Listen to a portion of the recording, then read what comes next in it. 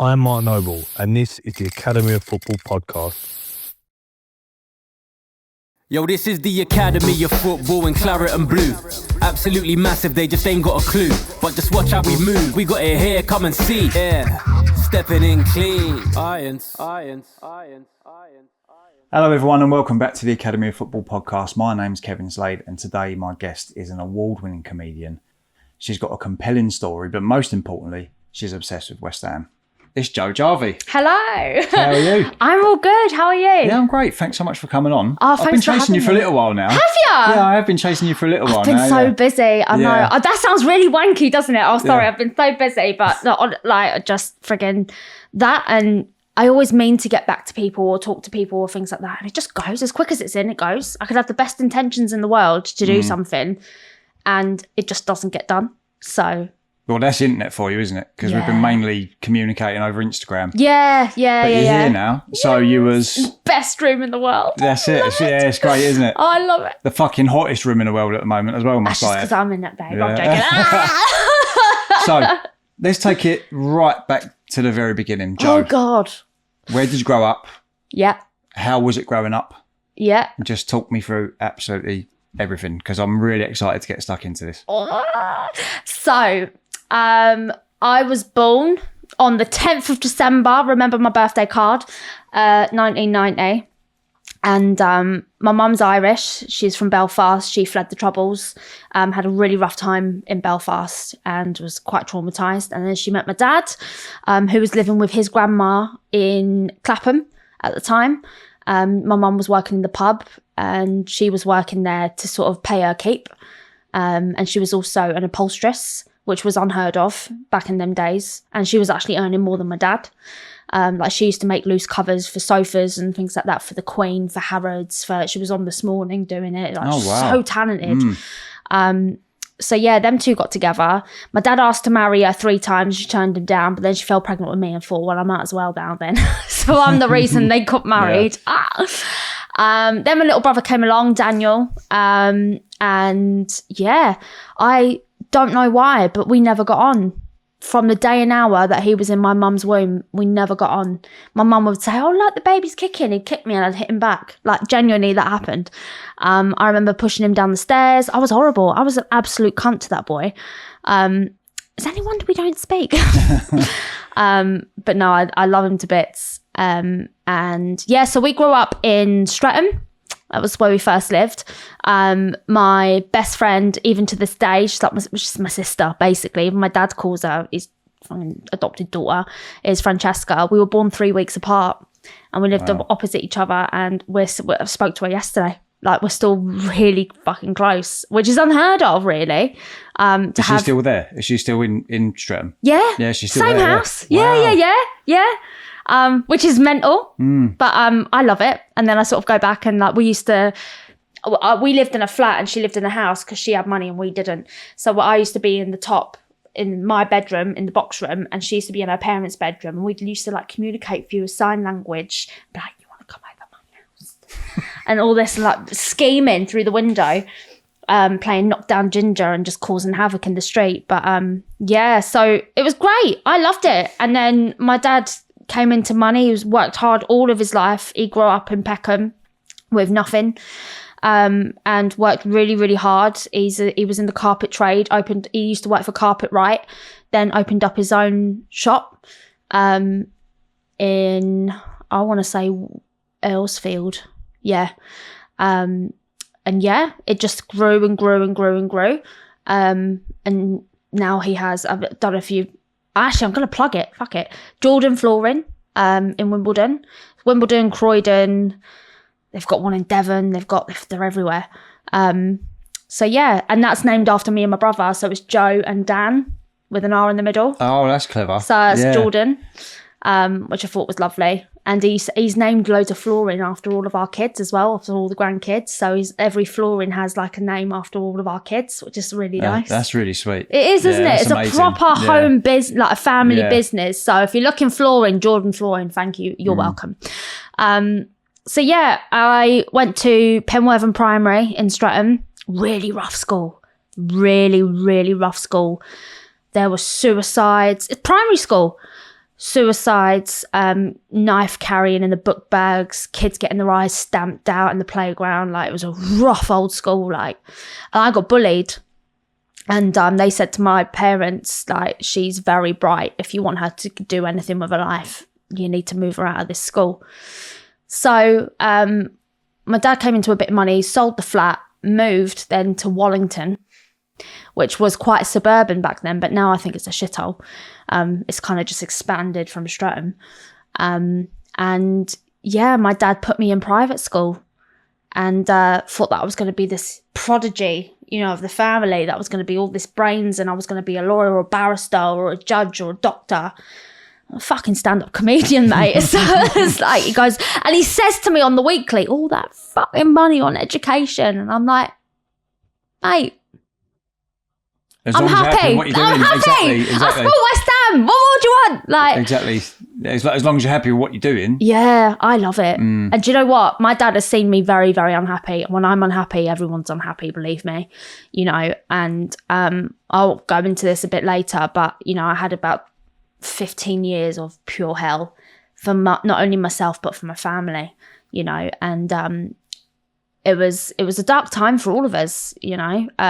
So in 2001, I went into secondary school and my mum was diagnosed with paranoid schizophrenia, which was kind of always coming, but my dad tried to shield us a lot from it.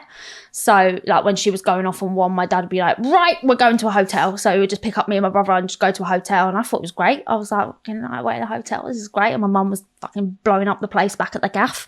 How old were you when your dad 10. used to do that? 10. Yeah, so you had absolutely no understanding. You just knew you was going to a hotel and Yeah. that's it. Yeah. I just knew mum's going crazy again. I thought that's what you say. My brother took it harder than me. My brother can't remember what she was like before she got diagnosed, because before she got diagnosed and before she got unwell, she was a great mum. She was the best mum. And I'm not just saying that. If I was half the mum that she would be, like, my kids would be the happiest in the world, because she was the best.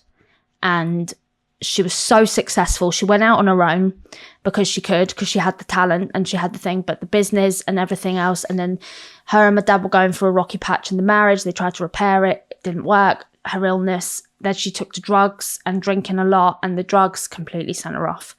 And she lost the business. She lost everything. She lost her mind. And she's been set under Section 3 every year ever since. And she's actually under Section now at the moment in London. So I'm still I'm still talking to her doctors. I went out just before I come over here. I went out and bought her t-shirts and trousers and socks and things like that, and I post them over. But, you know, there's only so much I can do for her now, because she's actually past that point of no return. With schizophrenia, if you have so many relapses on medication, it's harder to come out of the psychosis. And because there's been such a prolonged period of time, and also so many relapses, 25 years more, you know, of relapses, she's in permanent psychosis now. You know, we've lost her forever.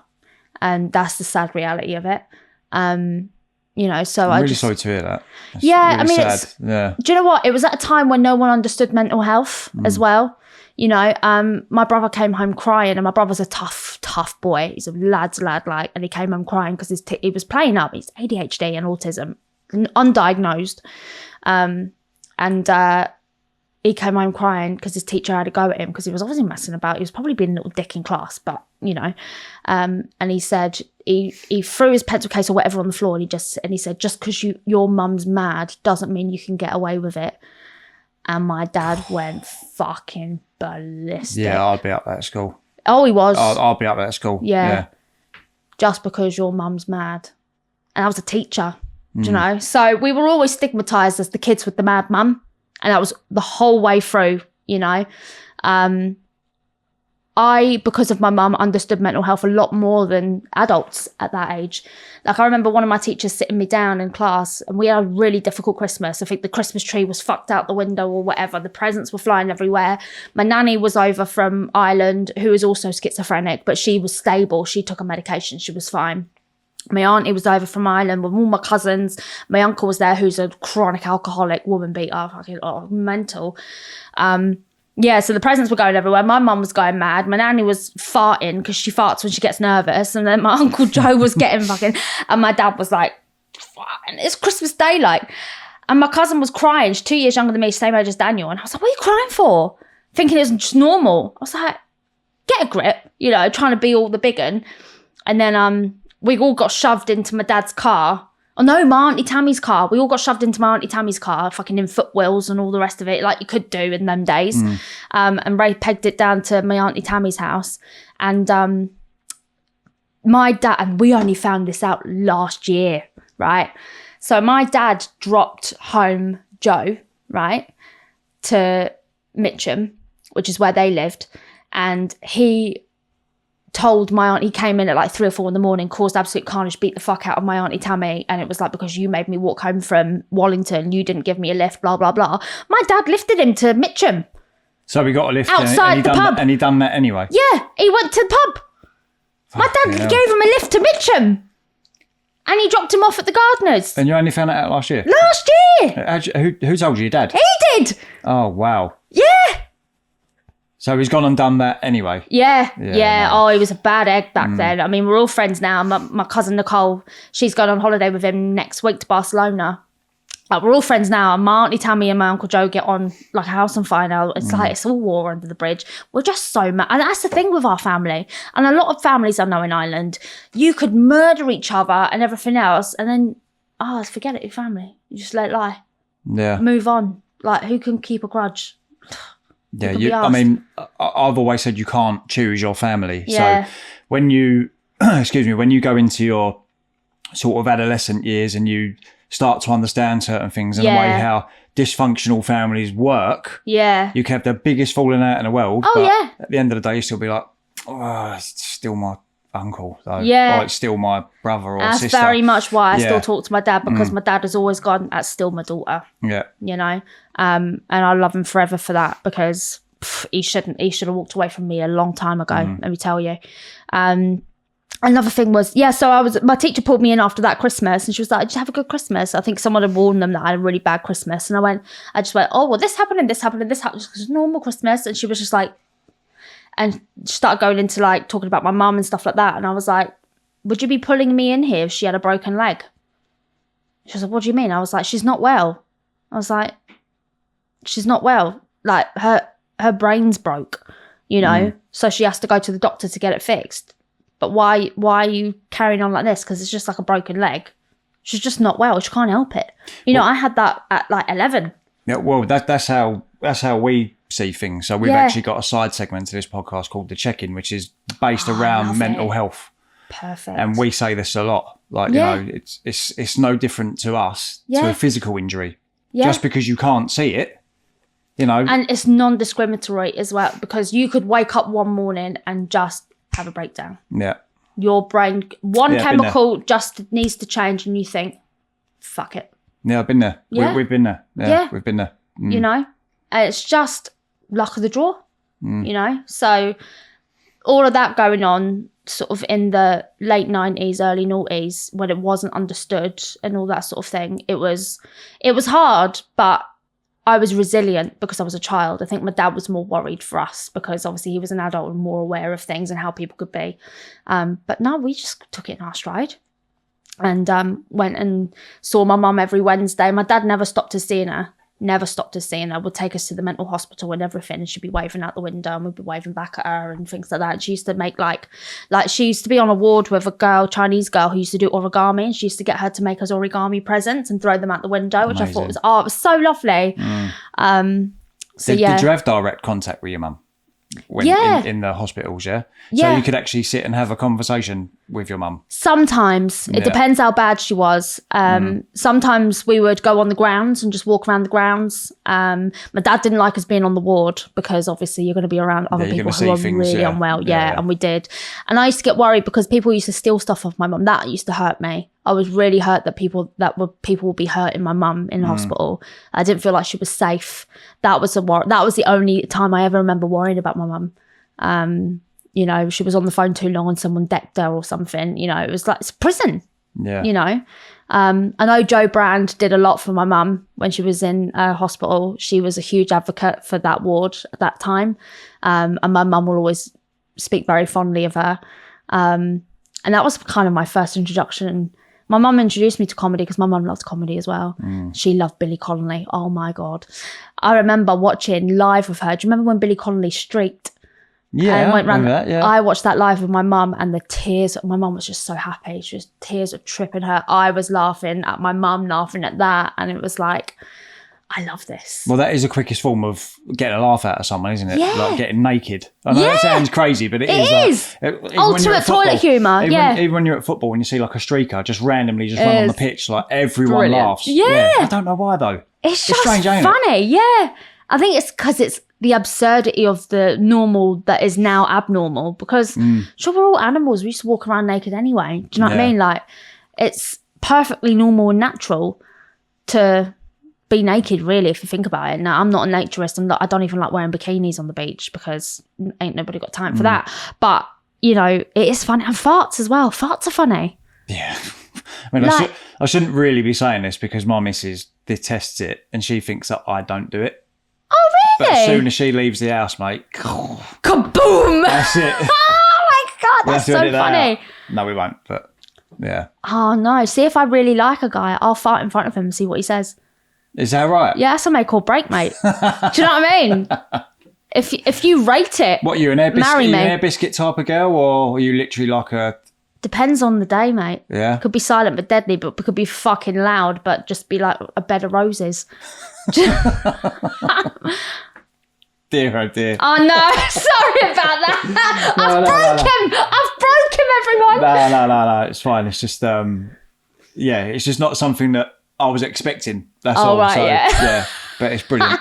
Well, I mean, like, my mum was like, I grew up with my brother and my dad around all the time. My first job was at my dad's work, you know, loads of warehouse lads. I was in the office, you know, I was always around blokes, you know. My dad would always go to the pub with us, you know, back in the days where you get packet of crisps and a thing of Coke or whatever. I was always around male. And then obviously football. My dad, and I admire him so much for this. He didn't let kids stop him from enjoying his life. He wanted to go to football, the kids were coming. He wanted to go see Red Hot Chili Peppers in 2003, the kids were coming. He wanted to go to Vegas, kids were coming. Like, he involved you in everything. Everything. Right. Amazing. Everything. Yeah, good. The only thing he didn't involve us in, thank God, was his dating life. Never told us about anything. I know. He used to use me as an excuse. And I hope they're all watching this, because he used to go out with these women. He was quite like, it would go out with women, sort of fuck them and forget them. But he would use me as an excuse. He'd be like, no, I can't, my daughter, she needs me. And, you know, she's daddy's girl and I can't keep coming out. And, you know, it would just use me as an excuse. Do you think that's an excuse, or do you think he actually meant that? No, it was an excuse, and he told me, and we were laughing about it. Right, okay. I was like, you're a dickhead. Yeah, because I'm a father of 3 daughters. Yeah. 3 daughters. Wow, that's a lot of even though I'm in a very happy estrogen. and healthy relationship. Yeah. I don't think I'd use my kids as an excuse. That's just me. Yeah, no, I know. Yeah. No, he didn't give a fuck. And like, he used to go out to the casinos and come home black and blue from having a fight with the bouncers, and he used to say, you hit harder. And I was like, thanks. Yeah. Oh yeah, because me and my dad it's hard to if he wasn't my dad, we'd be best mates. But because we're family and there's that close dynamic and everything else, and we have very similar opinions, very strong personalities, we can sometimes clash on a huge scale. And it's taken me years to just because and he said to me, I was about 18, 19, he was like, why do you fight back with me? Why can't you just keep your mouth shut and call me a dickhead behind my back like everyone else? Like your brother or like your stepsister or things like that. And I was like, because if I think you're a dickhead, I'm going to fucking say it to your face, mate. I'm not going to say it behind your back. Chest. Yeah. Yeah, with your chest. But it was just, it took me a long time to just go, It's a fine line though, isn't it, with parenting? Because I talk about parenting quite a lot. Yeah. When you're a parent, you've got to find that balance, haven't you? And I was first. I was his first kid. He'd never done it before, you know? And he was young. Do you think there's a fine line with you and your dad? Were you drinking like partners as well? No, he didn't really like, I felt weird drinking around my dad. Really? Yeah. Yeah. I drank with my dad once when we both went to a West Ham match at the old ground. Is your dad West Ham? Oh, yeah. Fuck, yeah. Yeah. I was oh my say, God. Because coming from Streatham, So your dad's from the south of the river as well, right? Yeah. So where's the connection there then with West Ham? Because I would say coming from the south of the river, you're going to be Crystal Palace, Millwall even. Yeah. Charlton. So I don't know what it was. He told me the story once, and it was like, it was a choice between West Ham and another team. I can't even remember. Was it obviously a London club? Oh yeah. It was. I can't even remember. Fulham, QPR. Would it have been Fulham? Nah. He's going to text me once he sees this and be like, "You're a dickhead." I'm like, I know. But no, he just told me it was like a chosen one thing. Like it was like, that's my club type thing. And it was like, there was no going back. And like all his family were all Chelsea because that was kind of the nearest club. Yeah. But he was like, no, I'm West Ham. Something happened somewhere along the line, and West Ham chose him. 100%. West Ham chose him. 100%. That's how it works. West Ham chooses you. Yeah. That's it. I'm part of a Belfast Hammers supporters club in Belfast, and they all support West Ham. None of them have born anywhere near the ground or whatever, and they're just like, who chooses? This is how I know West Ham chooses you. Who chooses to support West Ham? A sadist, really? Exactly. So my story, I've said this on previous podcasts, is all of my dad's side is all West Ham. Yeah. From Limehouse, all around that way, Poplar. My mum's side, they're all Arsenal. They're all from Islington, all of them. But when we were kids, so I've got two sisters. I'm the youngest of three. I've got two older sisters. My dad gave us the choice. Oh, wow. So he was like, because my mum was never going to take us to football, right? Because my mum was like a stay-at-home mum and etc. So my dad took us to Arsenal, but he only took me to West Ham, right? And my dad, That's a clever bloke, that guy. My dad is like, and I'm talking, this is like Upton Park. This is when you had the old North Bank and the South Bank. Like this is when it was, I'm talking like from the fucking 60s onwards, it was that bowling ground. And I remember saying like, I was so young, I didn't know why I preferred West Ham. I just didn't know why I preferred it. But I remember saying to my dad, there. I like West Ham better. And my dad was like, get in there, boy. Yeah. And then the rest is history. That's I've been a it. season ticket holder 35 years. So rest is history. Fucking hell, mate. So West Ham chose me. Yeah. I was another one of the poor little bastards that West Ham chose. Life of fucking misery. See, remember I was talking about Francesca, who lived opposite me, my best mate. She's Tottenham. That's so strange. Like from the south of the river as well. Like Tottenham, West Ham. I know. Yeah, it's a bit of a strange Her one. brother, it was her older brothers. She's the youngest girl of two older brothers, and they're Tottenham, and she's Tottenham. So me and her have a proper argy-bargy about that one. Yeah. But I remember in school where I went to school, there was loads of Chelsea supporters, and I was in a water fight. I've always been a big girl, so all of them stick models. You know, I went back to a water fight. It was the end of term, and I got all wet, and I was walking home, and I said, "Have you got anything that I can change into?" The only thing she had big enough was a Chelsea top, and at the time I was like, "You know what? Fuck it, whatever." Put it on, walked home. My dad opened the door, slammed the door, opened the window, and he said, "Get that fucking top off before I burn it." I was like, "You can't do Good that." boy. I'm telling. Oh, now I'm like. He was like, "You're not coming in this fucking house unless you take that top off." And I was like, fuck's sake. Like, I took it off the, thing. And I didn't get it until my middle son came to see me in an Arsenal top. What's going on here, Joe? I failed him. What's going on here? We've got South London supporting Tottenham and West Ham. Oh, no. We've got, is your son in Belfast? Have I got that right? Yeah. And we've got your son in Belfast that's supporting Arsenal. I know. Like, what's going on here? Like, I'm trying to piece the jigsaw together. Well, I can explain my son very, very quickly. He's a cheeky little glory hunter, and he needs a peg or two, like, there we go, chipping down. Done. But then my dad has this like bespoke marble pool table that's a West Ham, and it's fucking gorgeous. And he's like, "When Granddad dies, I want that." And I go, "Thought you supported Arsenal." Let's get through me first, son. Yeah, I think you've got first dibs on that one, haven't you? I swear, honestly. So yeah, my dad says that he's just going through a phase of glory hunting or whatever. He'll come round. How old's he, your son? He's 11. Oh, well, there we go then. There we go. Yeah. I always thought that was an impressionable age because I was going to the ground from I was like 8. Yeah, but football was different then. it was very different then. Yeah. We'll move on to why football's changing everything soon, i.e. Yeah. the London Stadium and Upton Park and all that. We will Yeah. move on to that soon. But let's go back to when you left school. So Right. this is when you're at the age where you're really trying to find yourself. We've all been through it.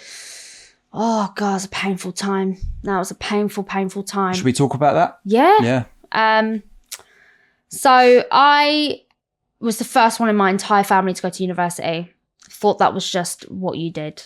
You know, everyone was so pleased that I got into university and everything else, and I kind of didn't want to go. I don't know why. I just didn't fancy it. I went to Middlesex University to do theatre arts, which is the same one that Alan Carr went to. And I didn't know that at the time. And I got with the first guy that gave me a compliment. Big mistake. But I got my son out of it. So that was a turbulent relationship. It was so wrong on so many levels. We were not compatible in the slightest. How old were you? 18. 18. 18, yeah. 19, A baby yeah. still. Yeah. And I fell pregnant at 19 with Charlie. And I only found out I was pregnant when I went to the doctors because I was really unwell. I thought I was working too much. I was doing 7 days a week. It was horrendous. I was tired. I felt sick. And my dad even said, why don't you try taking St. John's wort or something like that? And I was like, yeah, I'll give it a go. But no, I was 17 and a half weeks pregnant. Wow. Yeah. You found out at 17 and a half weeks? Yeah. Wow. Yeah. So that was like, oh, fuck. Did you have all the symptoms before that? Yeah, I thought I was just run down though. Yeah. So you had all the morning sickness and sleeping all hours of the day. You had all I of wasn't that. sleeping. You wasn't sleeping? No. And the thing is that I was drinking really heavily as well. I was drinking 7 days a week, you know, and I was drinking 7 days a week from the age of about 16. So, you know, I used to have a 2-litre bottle of cider before going into school. It was bad. And it completely messed up my mental health. You know, I've been in and out of psychosis since I was 16. You know, things that I think and thought were real that just weren't. And it was actually painful. And I was mourning for things that I thought had happened that hadn't happened. And I was like, my whole life has been a lie because of my head. Would you say that's alcohol induced or drug induced 100%. psychosis or Alcohol induced, Yeah, 100%. A million %. Because see, when I got sober 2 years ago, I have never felt more like a human than I do now. I've never felt more a part of and actually like I can have connection. I used to always say that my family aren't close. We don't talk to my family, my extended family, my dad's family, blah, blah, blah. They just wanted nothing to do with me. That was the reality of it. They're all close, but I just wasn't there, you know? And because of the drinking? yeah. But they didn't see the drinking, you see. They saw the behaviour. They saw what effect it was having on me. And it was the same when I left school, you know, and went to uni. Behaviours was just so erratic. And I was always just loved the drama. I was in the centre of every single one's bloody drama. It was just a really hard place to be. I had this huge ego, but I was as fragile as an eggshell.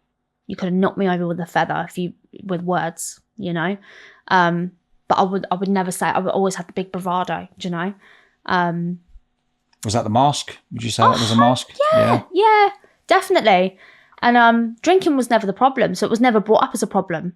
It was never, and no one ever. I always drank in secret, or if I was out, everyone was drinking, so it was fine, you know. And a few of my exes always said about my drinking that it was a concern for them. But I always had an excuse. Sure, they're over there stressing me out, and that's stressing me out. And if you went through what I went through, you'd drink too. Bullshit, you know. Was it around the clock use, or was you No. going to work and then, right, this is my wind down time now. I'm going to have a glass of wine, for example.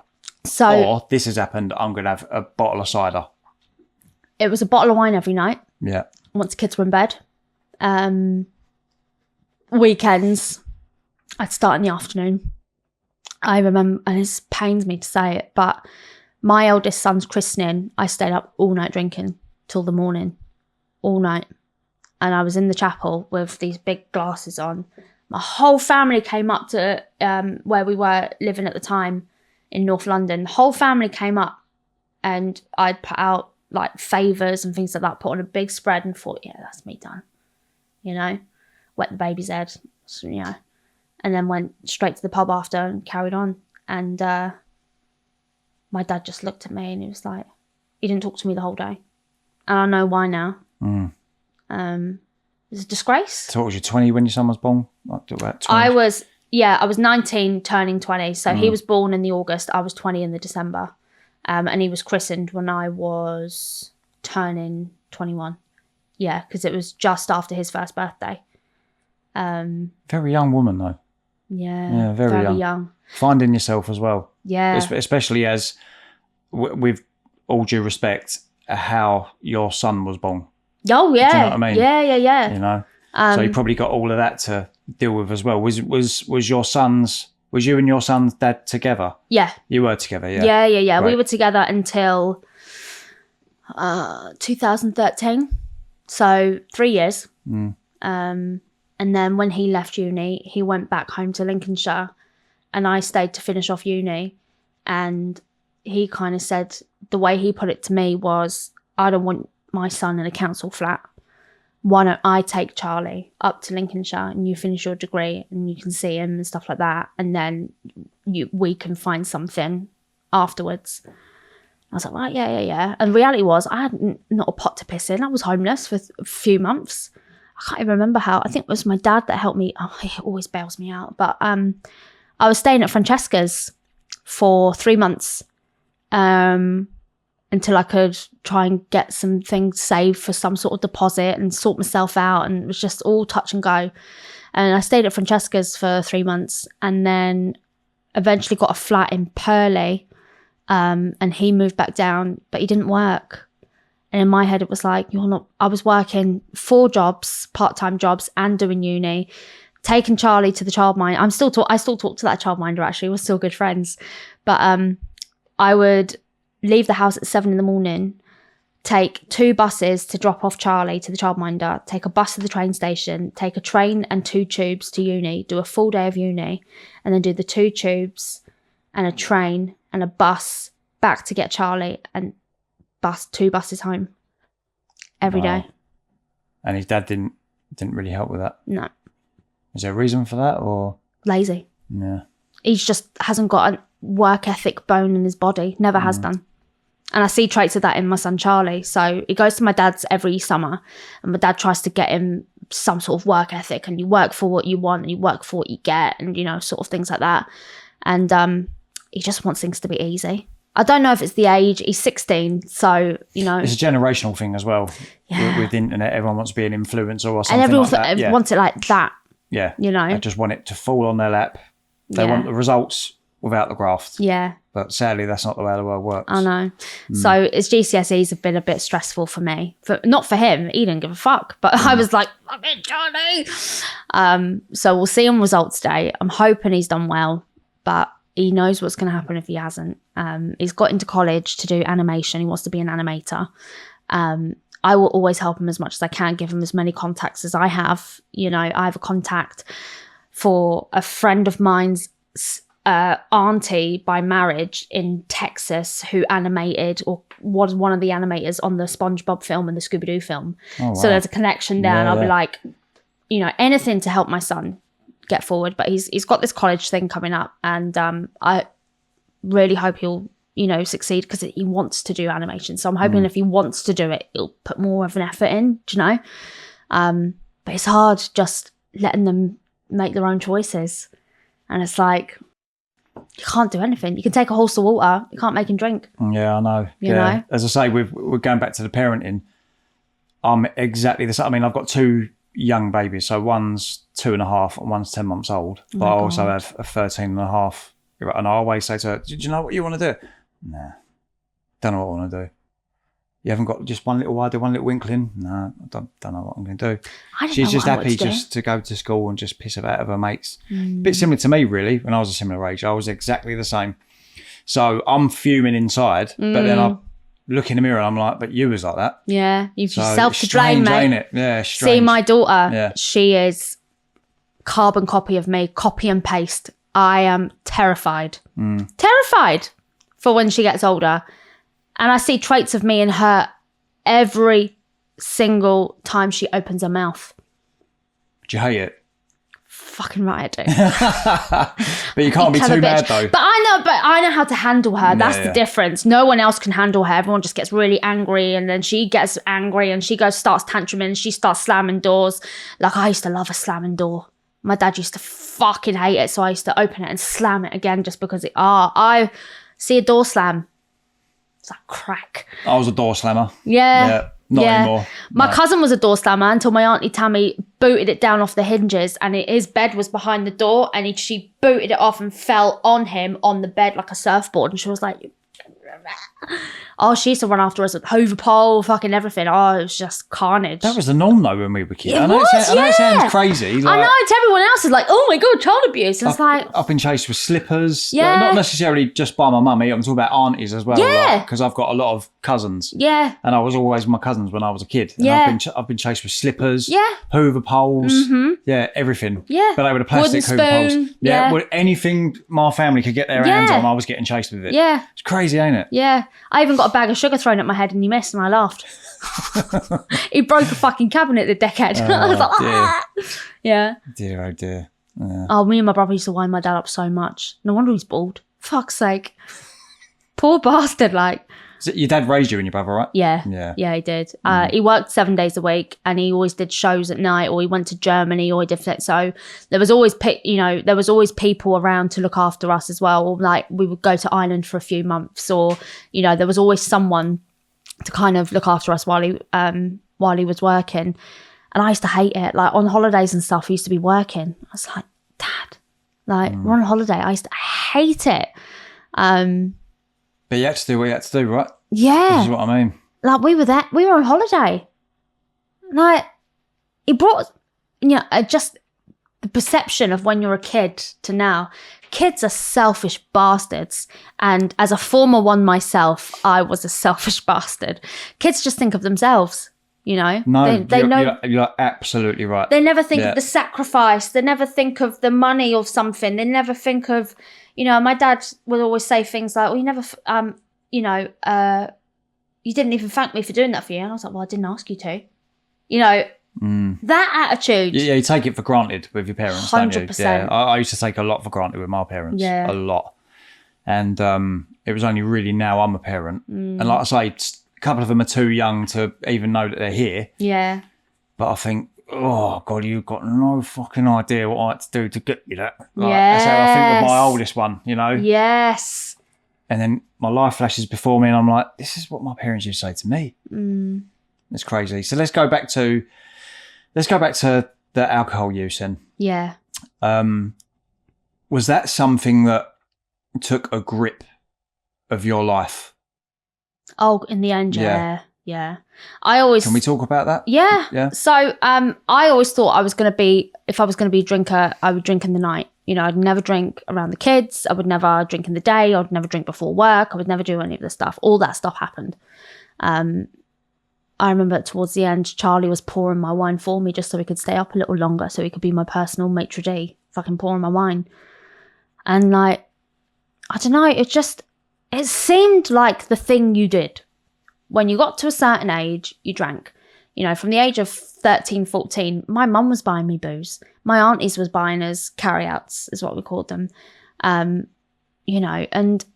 my dad actually had a pub like this in the garage. It was a West Ham pub, and all of his mates would come round and, they were drinking and all of that sort of stuff. So it was a culture and I couldn't wait to get involved and get stuck in. It's a binge drinking generation. We come from the binge drinking generation. Oh, God, yeah. After our generation, it was mainly drugs and stuff like that. I know drugs have always been around, but after our generation, it was drugs, raves, going back to those times. Yeah. But we come from the clubbing, pubs, Yeah.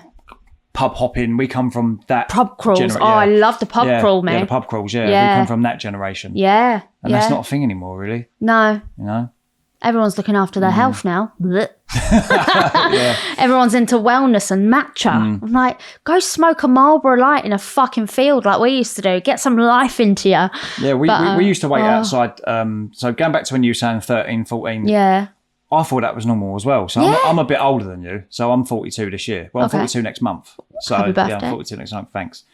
And we used to wait outside the shops. Yeah, ask for someone to go in. Excuse me, mate. £5, by the way. Yeah. Can you get me 4 bottles of hooch and a packet of fags? That was it. For a £5. Do you remember when they used to sell Tendex? Yeah, for a £5. Yeah, and it was like, what was it called? Benson Edge? No, it weren't Benson No, Edges. it was Sovereigns. JP Sterling or something. Yeah, JPS. JPS. Yeah, JPS, yeah. £2, Yeah, 10 cigarettes. JPS. So ours was, at the time, it was, there wasn't B&H Gold and B&H Silver and all that bollocks. It was just B&H. Yeah. So it was B&H, which was £1.10 Yeah. for like 10 fags. You had the hooches, which were like 60p each with a £5.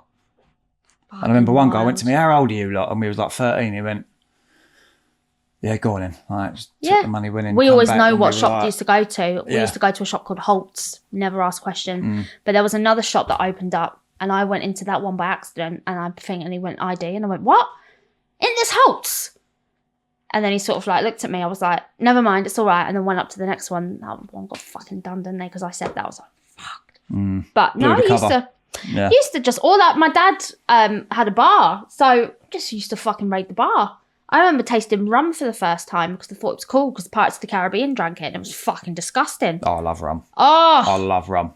Yeah. see, I got drunk. I was again about 14 and I drank a whole bottle of Malibu on New Year's Eve and it just came up the way it went down. And to this day, I can't stand coconut or Malibu.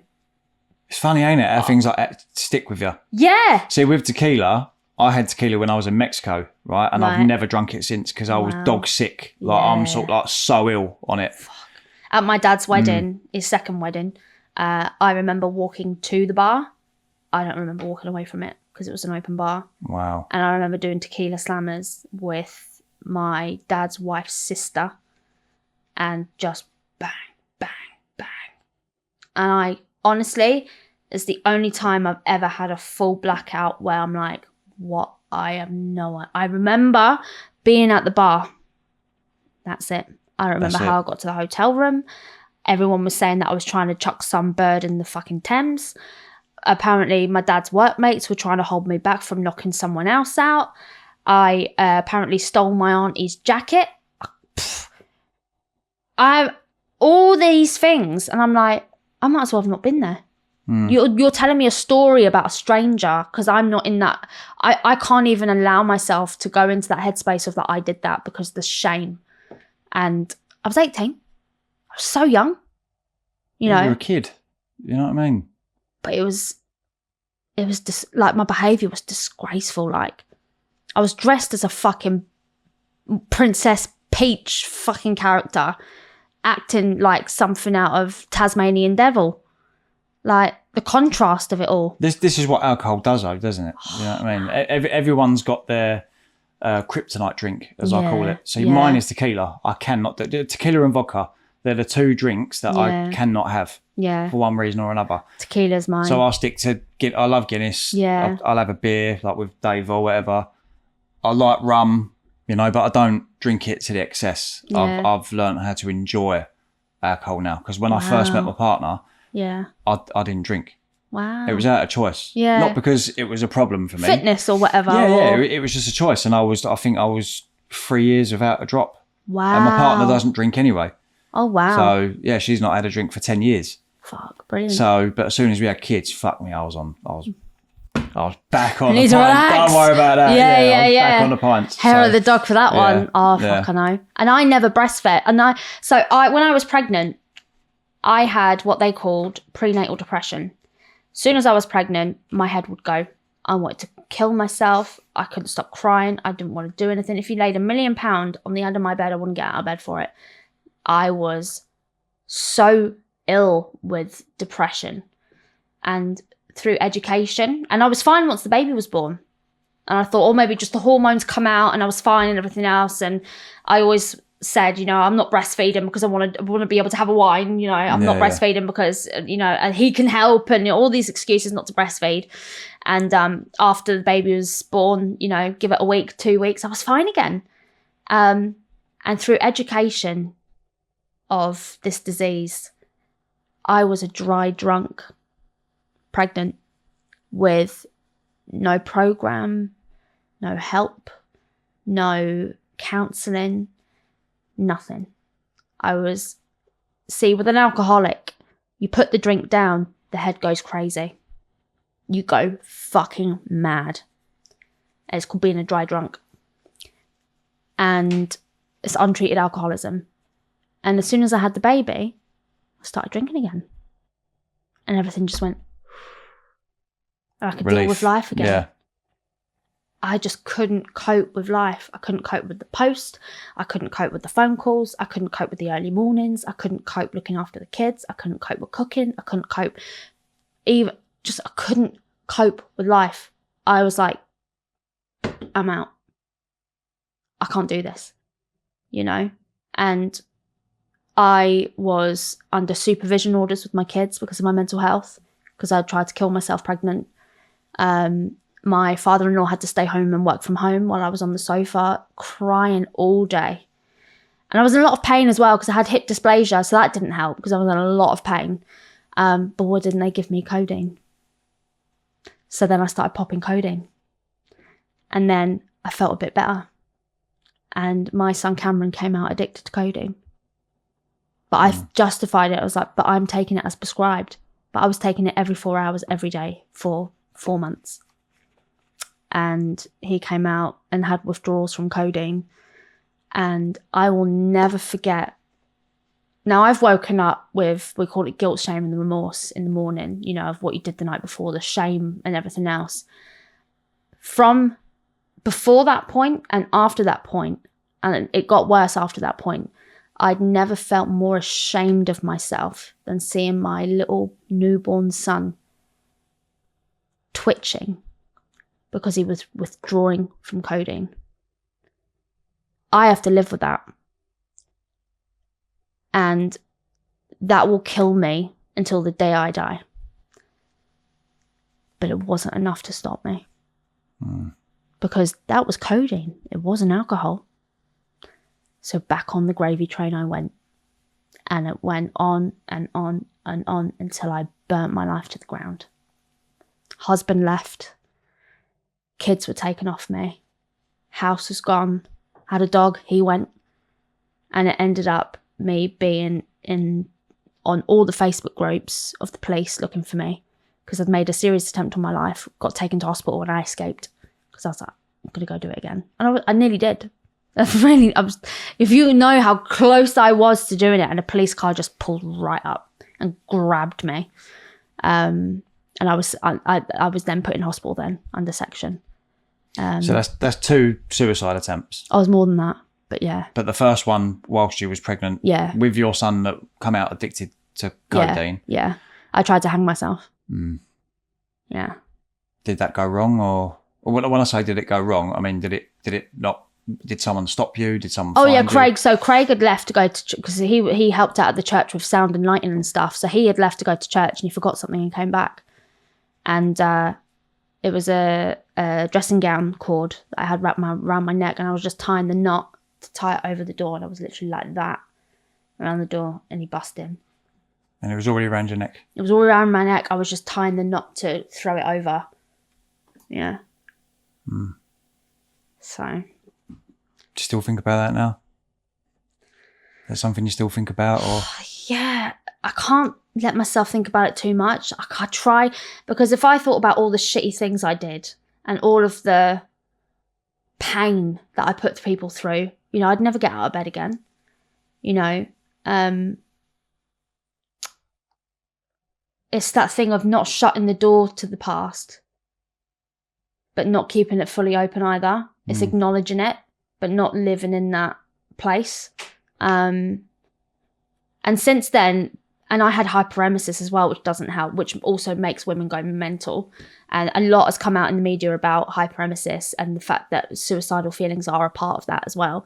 And loads of women have killed themselves because of hyperemesis. It is a major thing that's so misunderstood, and they think it's just a bit of morning sickness. It is not a bit of morning sickness. It is constant sickness, dizziness, pain, cramps, and you're just drained of absolutely everything good inside you, to the point where you just don't want to be here anymore, because you're like, why am I here? I'm literally just here to incubate a human for you. I'm irrelevant. And then those thoughts get bigger and bigger and bigger and bigger. And unfortunately, there are women who have taken the ultimate thing and killed themselves over it. And there was women who in Ireland especially were on the news talking about hyperemesis, and there's been articles about it ever since. And I will always speak up about hyperemesis, because I still think that there is a stigma about it being just a bit of extreme morning sickness, when it's so much more than that. It really is. It's dangerous for the mental health of women as well as the physical health, you know. And I think if it was a bit more understood, then it would be then women wouldn't be as ashamed to go and get it treated. Because if they think that, you know, if you're asked when you're pregnant, do you feel suicidal, and you say yes, well, that's social services involved, then you open a can of worms. And that's why women stay quiet, you know. I think if there was support and understanding out there with the services, I think that a lot more people would speak up about what they're going through. 100%, you know, because it is horrendous. I had it with both my two babies, not babies now, but it was awful. Horrendous. And I will always advocate for women that have gone through that, because people have no idea, and partners have seen, you know, because they're there constantly watching you go through it, and they feel helpless, you know, they can't do anything. But it's just one of those things, and it can happen, and it does happen, and it's more frequent than anyone realizes. So it's to watch if you're pregnant and going through something like that, and you have these thoughts. Yes, they are probably temporary, but they are still important enough to speak out about them. And as long as you have the right support around you, I can't see there being a reason why you have to deal with it on your own. So. And you saw that as your only way out? 100%. At that moment in time? Yeah. His Did you family. reach out for help, or? Yeah, I reached out for help with his family and didn't get it. They live around the corner from us. Oh no, at this time they lived 3 doors up. And everything was a chore for them. If I asked them to watch the kids, it was like, can you not ask someone else? Or like, can you help me tidy the house? Oh, you're so lazy. That sort of attitude. And it was like, it was always a problem. Didn't have you back? No. I think my ex-mother-in-law hoovered my stairs once and I didn't hear the end of it. Like, I asked for help to look after the kids, especially when I was pregnant with Jasmine. And she would come in and she would just be giving me daggers, like basically saying what she wanted to say, but didn't say it, but she said it with her face. Do you know, one of them ones? Yeah. And it's all in the eyes, ain't it? Yeah. And I was just screaming for help. I just needed help. You know, if I had a bit of help, or if I didn't feel like a burden when asking for help, because that's how I felt. Was you asking, so let's just cast back to those days there, right? Was you asking for help with the kids, or was you screaming for help because of the alcoholism? No, it was, for me, it was because I was pregnant and because I was sick and because of the kids. It was, you know, alcohol was always the last thing you blame, because that's my crutch. Yeah. You know, well, not when I'm pregnant. But subconsciously, do you feel like you was asking for help? Yeah, maybe. I never thought of it like that. Yeah. And also, the funny thing is that when I was pregnant, I always completely abstained from alcohol, and everyone was like, oh, you can have one. Like, his family his grandparents were doctors. And, you know, they would always be like, oh, have one with your dinner. And I would always say, no, 100, you know, little Miss Goody Two Shoes or whatever. Absolutely not. Won't even touch a drop. Won't even have a truffle with a bit of alcohol in it. And I came to realize that that was because I knew subconsciously, if I had one, I couldn't just have one. That would start the craving for more and more and more. And I knew that deep in my soul, that it was never just going to be one. It was going to be on running with a whole pit of booze.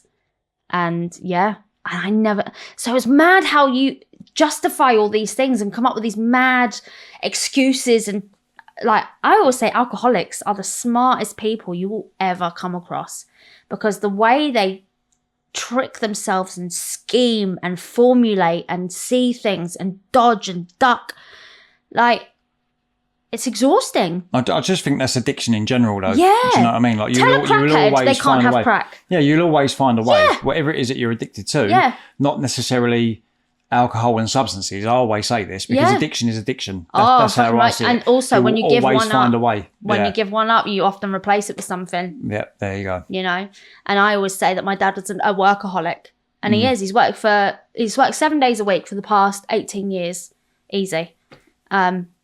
Hardly any days off. Even on Christmas, he'll do half a day. You know, like, I always said that if he stops working, he's going to die. So just stay on that treadmill.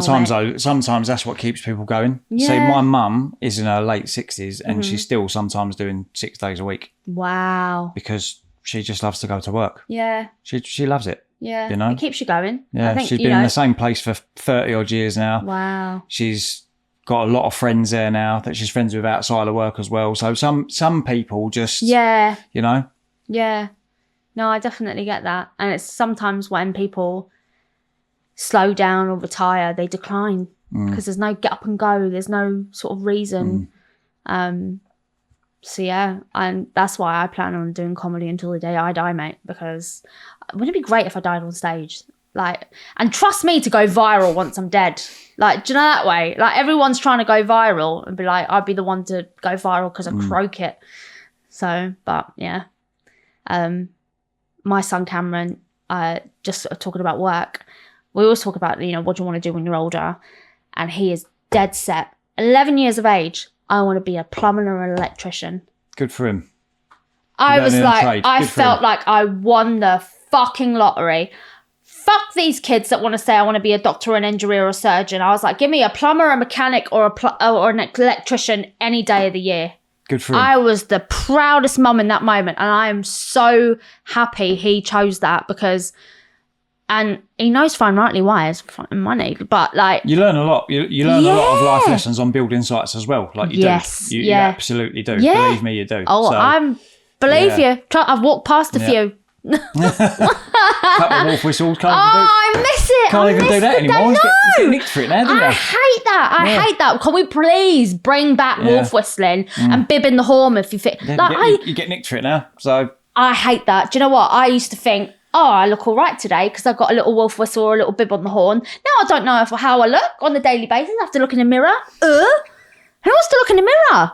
Well, you can use one of them if you want. As I said, they keep on fucking falling off. It's so hot in here. So yeah, I want to trust. I want the opinion of Toothless Terry on the scaffold. They're not all toothless. Okay, all right. Well, Peggy Joe. They're not all toothless. No. So, but the majority of them are. Well. But anyway, so you've lost everything. Yeah. What happened from there? From there, my ex-husband forced a sale on the house, which I was devastated about. And if it wasn't for my dad again, I'd be homeless. He used the money that we got from the house as a deposit on another house and put me in there. But at this stage of life, I was still drinking and I'd found drugs by this point. So everything I had was on that. And I was in this pit of mental health and I was seeing my kids supervised and there was just all this stuff going on, life stuff. Social services walked away in 2021. That was all fine. Started moving on up and, you know, there's a whole big thing personally that I won't go into. But in terms of my addiction, I got really good sobriety for a couple of years from about 2021 until 2023 and relapsed extremely badly. It was in 2023. Yeah. Picked up right where I left off. And there was a trigger to that, you know, and to do with my ex and the kids and everything else. And I just pressed the fuck it button. I went hard for 3 months. No, longer. 7 months. Yeah. 7 months. And then tried to teeter off again, and then went back on it and kept trying to do it on my own, you know. And it was bad. Did you go to meetings? I tried in the beginning to go to AA, yeah. Tried that. Did it not work for you, or? It did for a while, yeah. But I stopped working it. I stopped doing it. I stopped talking to other people in meetings. I stopped sharing back. I stopped then going to the meetings. I just got lazy with it and thought, I have this sussed. You know, I haven't had a drink in 2 years. I have this sussed. You have to keep on going. I know quite a few people in recovery. Yeah. Some 10 plus years, they still go to meetings. Yeah. And that didn't click with me then. Yeah. I was with, I would say, the love of my life. And it was a relationship I had no business being in. We still talk today, actually. But I fell pregnant, and he has a disease that he was born with, and it's a disease that's incurable. And he wanted to get termination. I said no, carried up, but I said no. And I know why I said no, because I wanted him to be in my life. That toxic female thing, you know. To cut a very long story short, and people of AA came to the scans, came to the appointments, came to absolutely everything, supported me all the way through that, helped me get all the baby stuff in, you know. And he was born sleeping at 27 weeks and 3 days. And again, people of AA wrapped their arms around me. We're at his funeral. The girl, because we get, when you're pregnant and there's a chance the baby might have that disease, you get special support from someone. And she was at the funeral. You know, the funeral parlour didn't charge me a penny. Not a penny for that funeral. And the priest didn't want anything either. He said, don't assault me. No. Oh, Jo, so sorry to hear that. But I did pay my friend who's a singer, and I paid her to sing Bubbles. And I gave her, and everyone had little bubbles to blow. And so every year on his birthday, I blow bubbles. So, yeah, that's little Henry. My eldest named him. And I'm actually saving up for a headstone for him, because they're fucking expensive. It's expensive to bury someone or to die. Like, you know, at the moment I've got his ashes in my room, and I kind of think, you know, I know no one else knew him, but I knew him. So I kind of want to make something like public for, you know, to commemorate his life. So yeah, I don't know how I'm going to get the money for his headstone, but, you know, I'll find a way. But you're not thought about doing it at the stadium? No, I haven't thought about that. You've got the stones on the floor. Champions Place. Oh my God. That's a really good idea. Oh, get a little lovely. stone for him at Champions Place. Fuck knows why they call it Champions Place, but fuck it. Yeah. Champions in the sky. Wow. No, I didn't think of that. That's a really good shout. It'll be there forever as well. Well, I'm going to say that to the ones at Upton Park. For the rest of our lives, anyway. It'll be there for the rest of our lives. Yeah. So. Yeah, I might do that. Think about doing that, because I know that they do open windows for it. Yeah. So me and my dad have got and my granddad. Yeah. We've got a stone with our names on it. Oh. At Champions Place. So. Yeah, Sweet. I've got one as well. Like with my nephew, my dad, my brother. Oh. Yeah. Now I know what to do with my dad. He just said, just fucking put me on a bonfire and have a barbecue. And I was like, no, I don't know what to do with you. I was like, I might do a Viking funeral. Put him out on a fucking dinghy and... Oh, dear. But yeah, that happened. I'll look into it for you. Please do. Can you let me know? I'll look into that for or you, anyone that's watching. Because I've been through the process of doing it. So I'll definitely look into that. Yeah, because I was at a funeral there on Tuesday for my neighbour, died of this disease, alcoholism. She was 58 and drank herself to death.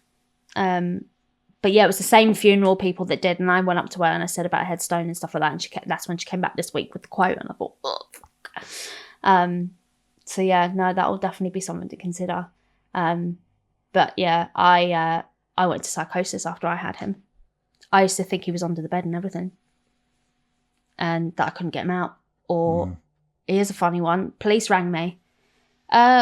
We've had a report that you were up in Temple. So Temple Patrick Services is like 40 minutes away from it's like going towards the north coast of Ireland. And so I've no reason to ever go there. So yeah, we had a report at Temple Patrick Service Station that you walked in and stole a few items in your pajamas. So what? I shouldn't laugh, but... No, but... Yeah. What? I was like, that can't be me. They read out my reg. And I went... She was like, do you want me to show you the tape? I was, please no. I can't even.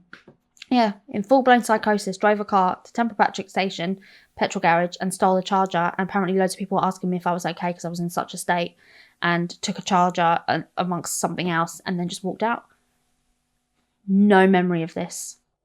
Absolutely zero memory of this. And I didn't want to see the tape because I didn't want to freak myself out because I don't know what I would have looked like, you know. But I obviously looked that bad that people were like, are you okay?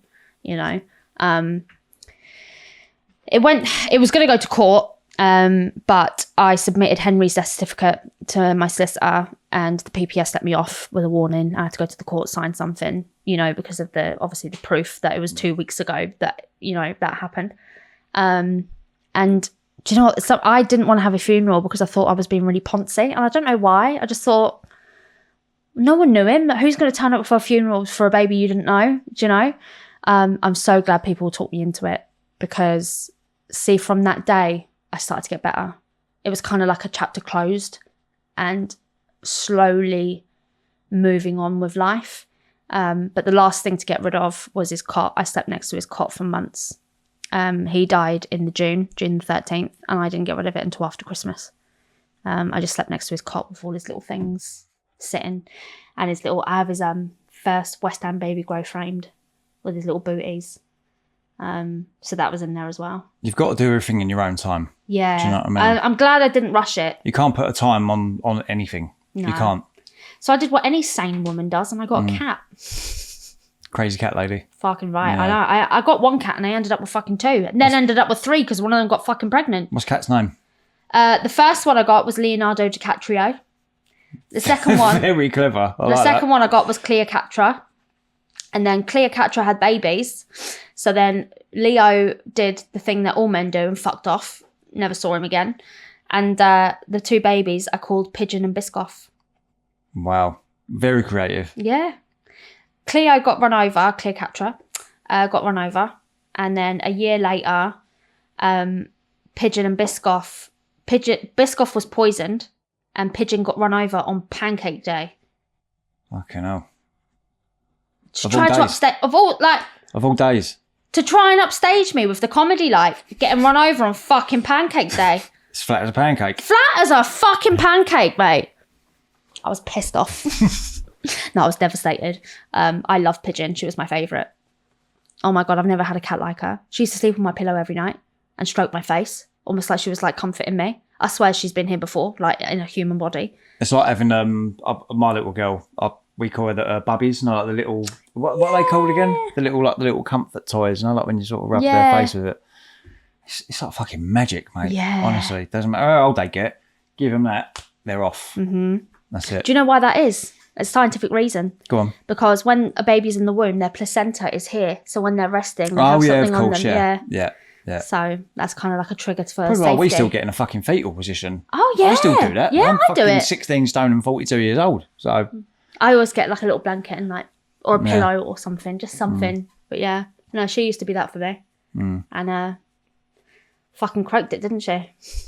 Let's talk about your road to recovery then, because you're 3 years sober. No, have I got that right? No, you have not. I wish I was 3 years sober. Right. I'm 2 years sober. 2 years sober. On the 20th of August. Great. So, that's my partner's birthday. Oh, there you go. You'll remember 2 birthdays then. Belly button and sobriety.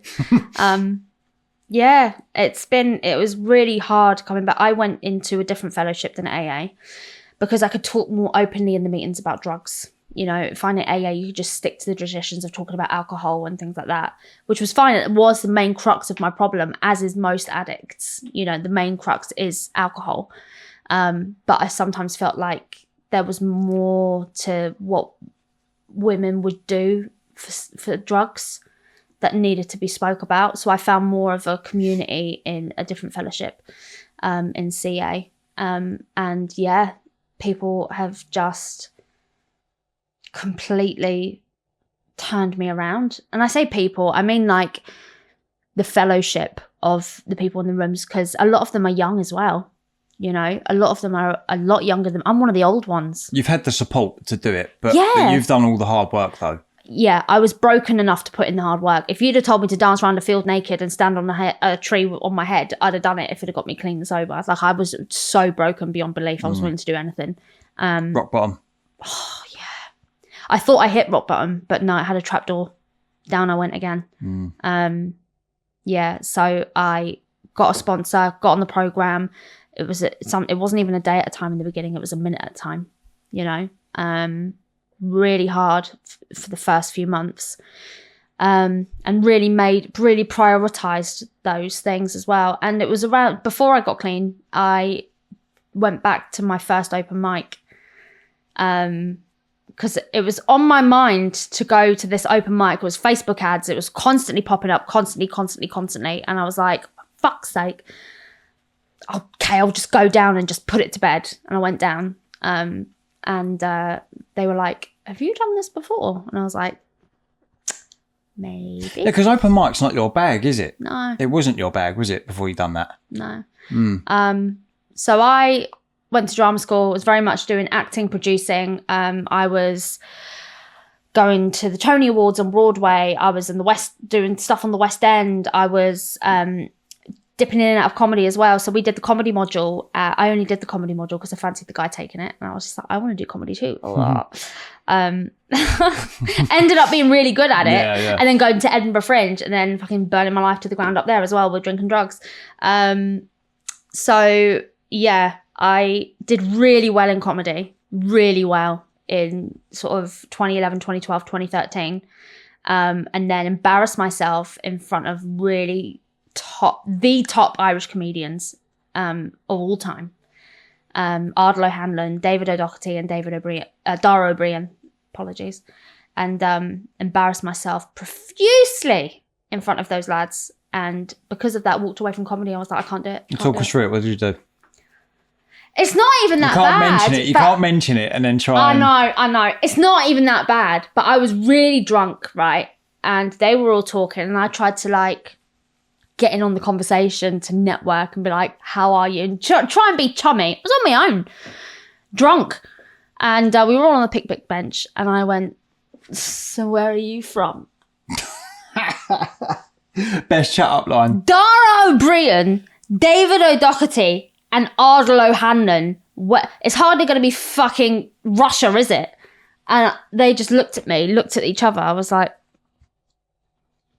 Ireland. But they're horrified. They're not finding it funny. Horrified. Yeah. Because I'm English. I sound English. Yeah. Even though I'm Greek and Irish, I'm not fucking English at all. But I sound English. So I sound like I'm going to come back and take over your land. English. And they were horrified.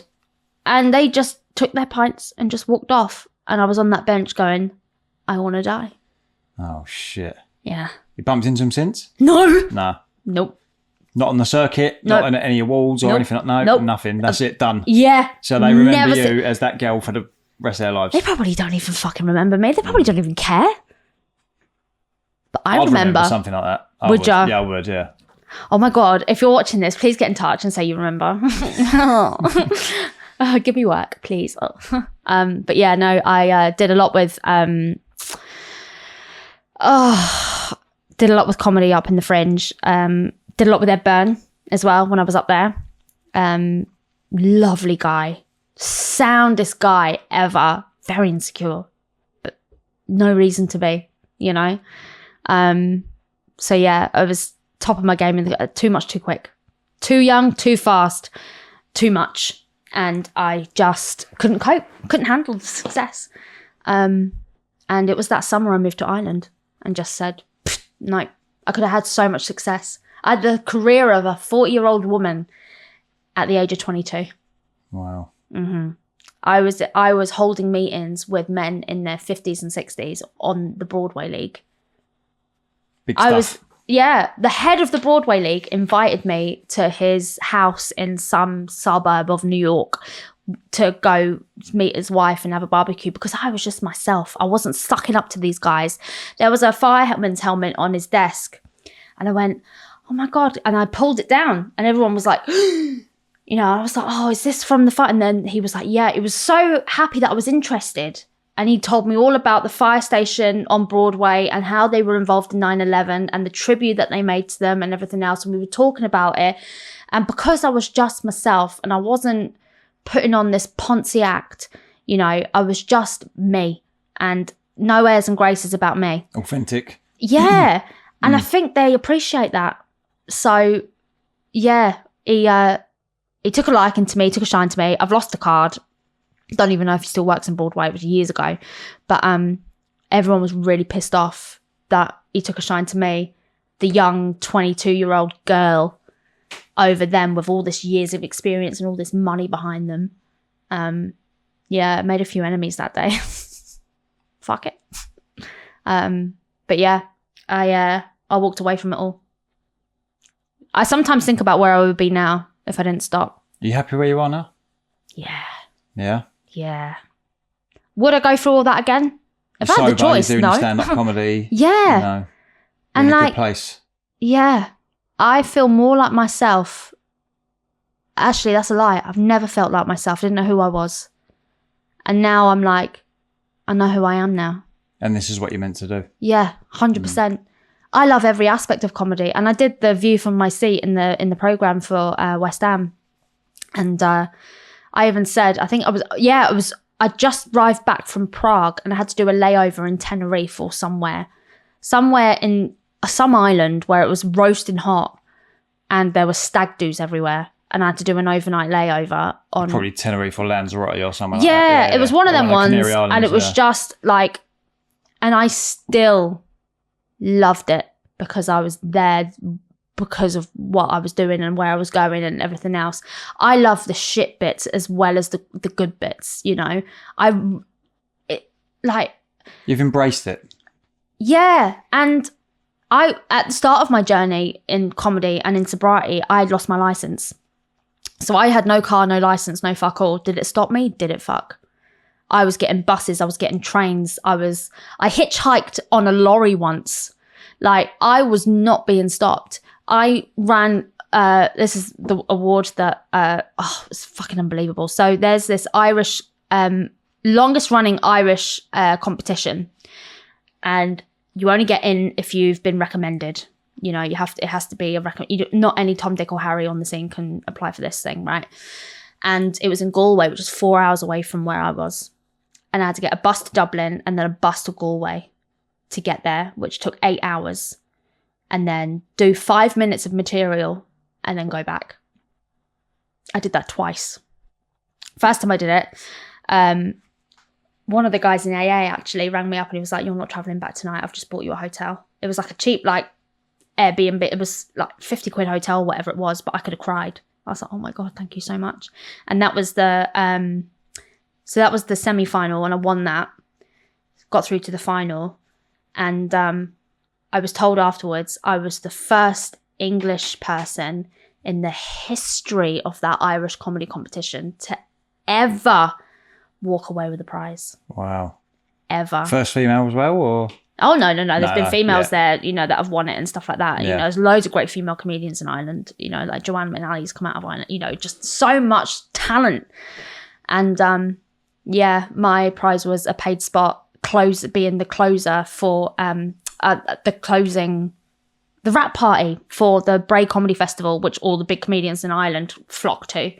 And I was doing a paid spot there at the close at the thing. So I was like, this is unbelievable. Like, amazing. I can't believe it.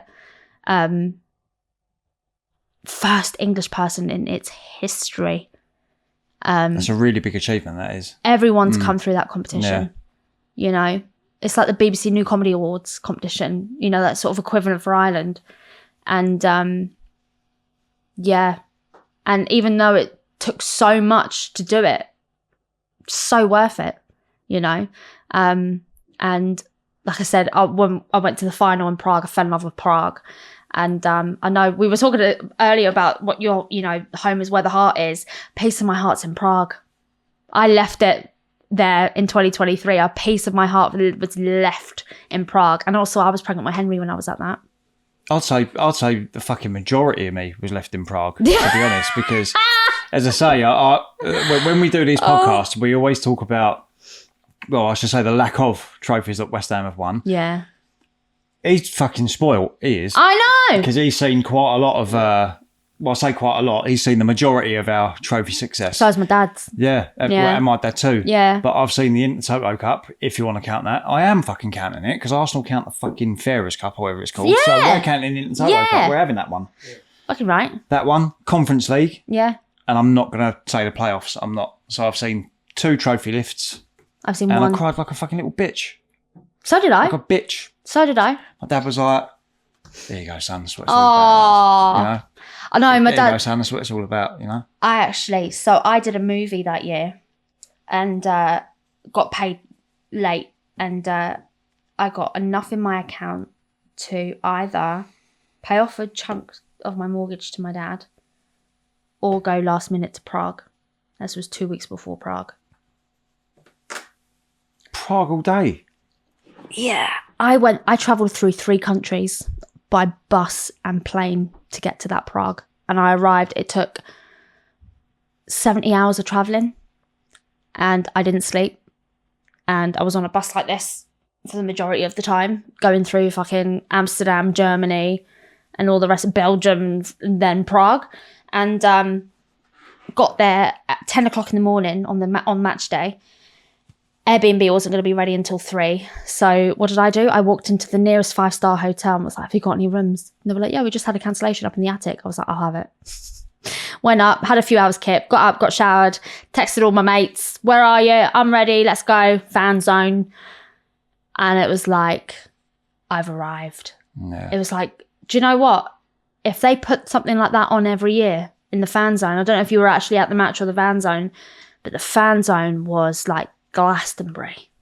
It was unbelievable. And my dad was like, because I was winding him up, I was like, no, I'll just jump the barriers. He was like, Joe, he was like, it's a Czech Republic. They shoot before they ask questions. I was like, I'll be fine. Oh, there was a process of getting in. Like, because I went to the game, so you had to have an app. Like, you had to have a UEFA app, and then you had to, if I remember rightly, you had to enter a few codes, and they gave you 2 more codes, and it was a process of getting in. You ain't getting over no fucking barriers. Like, trust me, they had guns as well. Yeah. But there was loads of empty seats in there. I was so pissed off seeing on the screen. No, well, not in a West Ham end. There's never an empty seat in a West Ham end. Well, yeah, ever. So yeah, it was great. It's a very much of a blur to me though. Yeah, I remember Paqueta putting the ball through, and I don't remember anything after that. Really? And I was stone cold sober as well, because at the final in 2006, I was so pissed. Yeah. I don't remember the game at all. Don't remember any of it. Don't remember Gerrard. I don't remember none of that. Don't remember a thing. So I was like, I'm not drinking. That's how fucking long it's been since we've been in the final. Yeah. 17 years later, I was like, I'm not drinking now, because what happened 17 years ago? You know what I mean? So I wasn't drinking anyway, because I was, like I said, I was pregnant with Henry. But I just remember just watching Bowen and watching, and I was like, slow motion. It was. And I was like, do you know, I watch that on YouTube when I'm having a bad day. I actually watch that on YouTube and watch them lift the trophy. I'll never get bored of seeing that. No. I'll never get bored of seeing that. No. Especially because so many people were so emotional at the end of that. I don't know a single grown-ass man that didn't cry like a baby that night. Yeah. I held some of them. And the beers that went up, it was like fireworks. The scream and the shouting. Someone elbowed me in the face and I was bleeding and I was still going, yeah. And everyone was like, you all right, love? I was like, I'm fucking great. Because a lot of other fans of other clubs will say, oh, it's the fucking bin of Europe. What are you crying for? Unless you're West Ham, you'll never understand. No. This is what I always say. That is years and years and years of fucking pain. Yeah. Just coming out. Yeah. Yeah. That one win, that one moment. The amount of, you'd have thought I got married, because the amount of people and my old teachers messaging me going, I was praying West Ham would win tonight. I was cheering them on. Everyone was, because everyone knows I'm so diehard West Ham. It's the first thing they know about me. And so and obviously people don't know that many West Ham fans really around. So anytime they see West Ham, they think of me like a soft spot, you know, for West Ham, because I'm so, like I said, no one chooses to support West Ham. You know, no one chooses this pain. It's just sort of, you're born into it. It chooses you, you know. It's just, fuck's sake, here we go, you know. It doesn't matter where you go in the world. I mean, I don't really wear colours as much anymore. Oh, I do. But the New Balance stuff that has just come out, the training range is the fucking nuts. So I got myself a training top. Yeah. It's got all the little air holes in it, you know. Yeah. You're like a fucking athlete, you know what I mean? Went to Rome. I had that on in Rome because it was like 36 degrees. The amount of Italians that were like, West Ham United, and I'm Lazio, and it doesn't matter where you go in the world. Yeah. There's always going to be someone that stops Always. you. I tell you a funny story. Irons as well, like when I was in the Colosseum, and I was like, who said that? Oh like, my God! Just heard someone go, Irons. Oh like, my, I love that. Yeah. I got a lift to the station today. So I was needed an Uber. I was in the middle of a field. Everyone was wrapping up for this festival, the Dead Meat Festival. I've still got my bloody band on.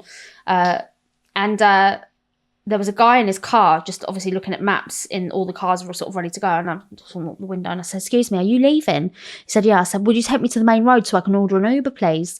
And he was like, yeah, just jump in. And he was like, where are you going? I was like, I'm just going to the train station. I've got to get my train. I've got to get into London because I was coming here.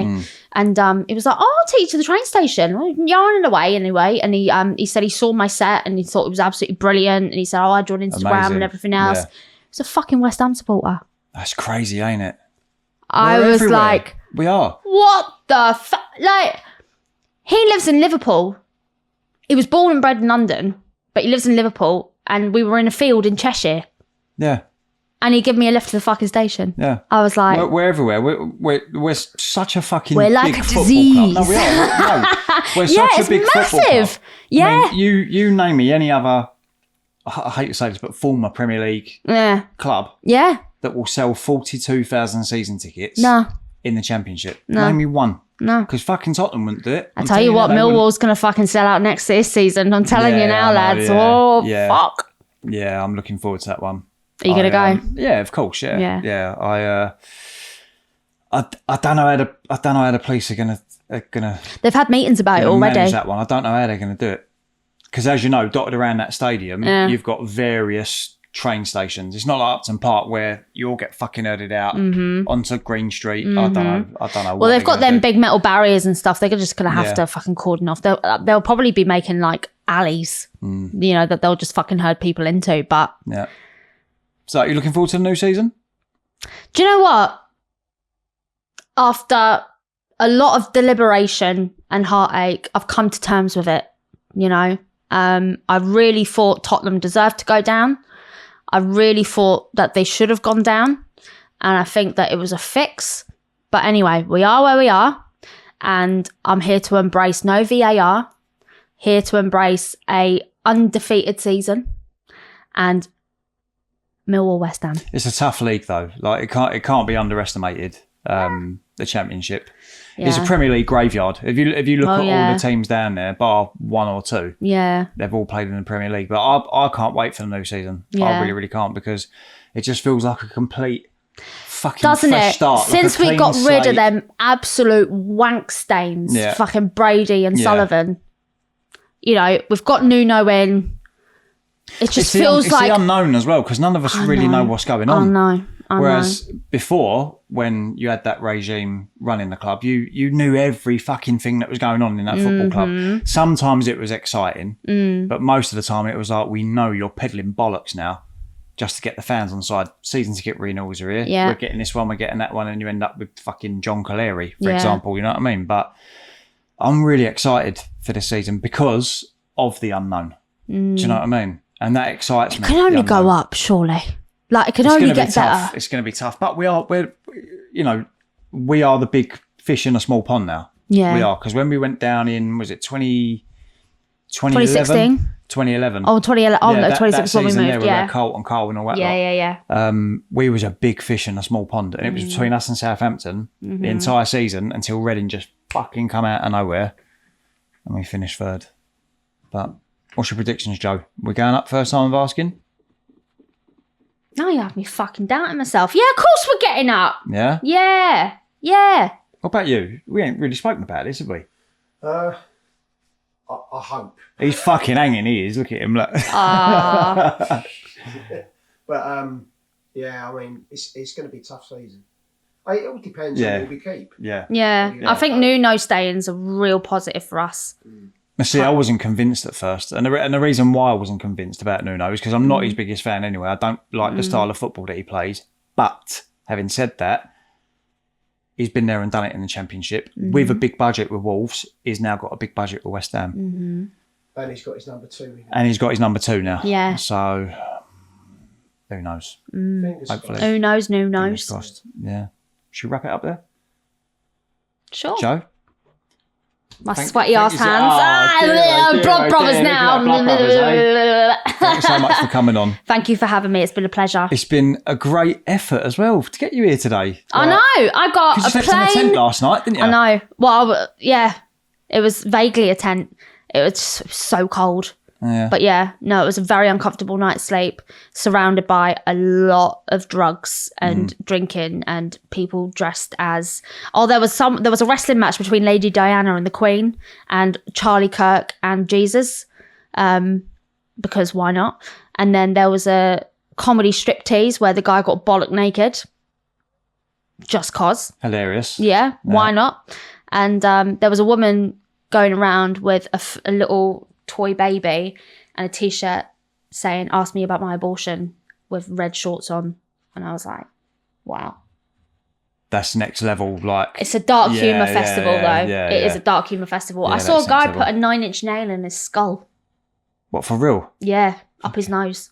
What? I don't think that's a fucking... Mental. Yeah. There was a guy selling taxidermy rats with pencil sharpeners up their arse. I think I've seen him online, actually. Yeah, they got him. Yeah. Yeah, I think I've seen him He was there. online. I took a photo. Yeah, I'll show you I've after. seen him online, that one. Yeah, he's fun. I was like, Yeah. he was offering me chicken feet and everything. I was like, hey, all right, mate. Keep up the good work. Have you got any advice for anyone Um, on the road to sobriety? Have you got any advice to anyone? yeah.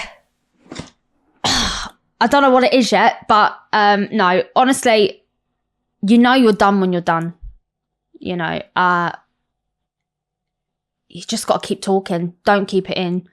You know, if you're really struggling, if you're in sobriety and stuff like that, talk about it, get it out, go to meetings, talk to people, stay connected. You know, if someone is in a meeting saying that they want to relapse, that's a great thing because it means that they've said it out loud, they've taken the power away from it. Whereas someone, if they're struggling and they go home and they have that feeling of, I want to relapse, I can't do it, I can't take life, and they keep it in and keep it in, it bubbles over.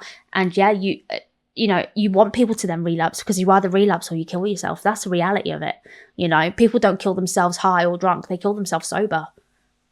It's just, they can't hack life anymore. So you have to keep talking to people who understand and get that way of thinking, because addicts have a crazy way of thinking. We think some mental bollocks we think's normal that everyone else think is absolutely insane. But you talk to another addict and they know exactly what you're saying. And they know exactly how you're feeling. And more importantly, if they've got good sobriety around them, they know exactly how to get through it. So stick around the winners and the people that have paved the way before you, and you'll be all right. That's some excellent advice. Thanks, Thank mate. you Just so thought much. of that in my old brain.